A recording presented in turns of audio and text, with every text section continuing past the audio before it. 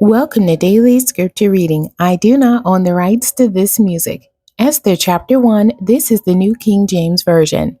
Now it came to pass in the days of Ahasuerus. This was the Ahasuerus who reigned over 127 provinces, from India to Ethiopia. In those days when King Ahasuerus sat on the throne of his kingdom, which was in Shushan, the citadel, that in the third year of his reign he made a feast for all his officials and servants, the powers of Persia and Media, the nobles and the princes of the provinces, being before him, when he showed the riches of his glorious kingdom and the splendor of his excellent majesty for many days, 180 days in all. And when these days were completed, the king made a feast lasting 7 days for all the people who were present in Shushan, the citadel, from great to small, in the court of the garden of the king's palace.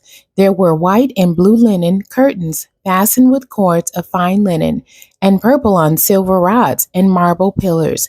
And the couches were of gold and silver on a mosaic pavement of alabaster, turquoise and white and black marble. And they served drinks in golden vessels, each vessel being different from the other, with royal wine in abundance, according to the generosity of the king.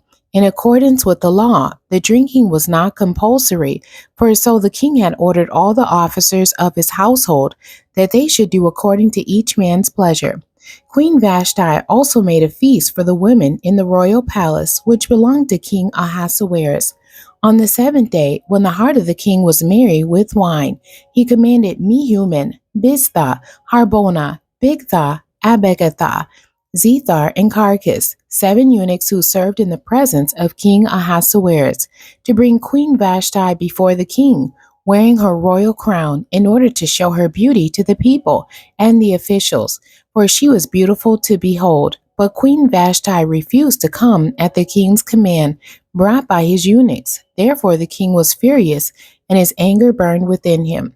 Then the king said to the wise men who understood the times, for this was the king's manner toward all who knew law and justice, those closest to him being Karshena, Shethar, Admatha, Tarshish, Meres, Marcina, and Memucan, the 7 princes of Persia and Media, who had access to the king's presence, and who ranked highest in the kingdom. What shall we do to Queen Vashti according to law, because she did not obey the command of King Ahasuerus, brought to her by the eunuchs?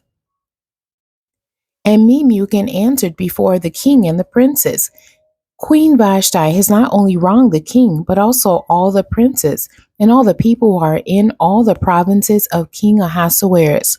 For the queen's behavior will become known to all women, so that they will despise their husbands in their eyes. When they report, King Ahasuerus commanded Queen Vashti to be brought in before him, but she did not come.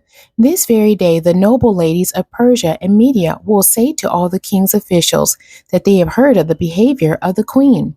Thus there will be excessive contempt and wrath.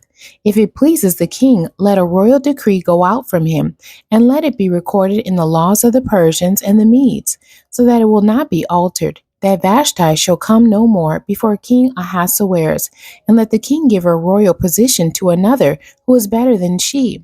When the king's decree which he will make is proclaimed throughout all his empire, for it is great, all wives will honor their husbands, both great and small.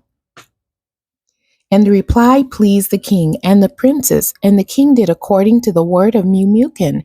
Then he sent letters to all the king's provinces, to each province in its own script, and to every people in their own language, that each man should be master in his own house and speak in the language of his own people.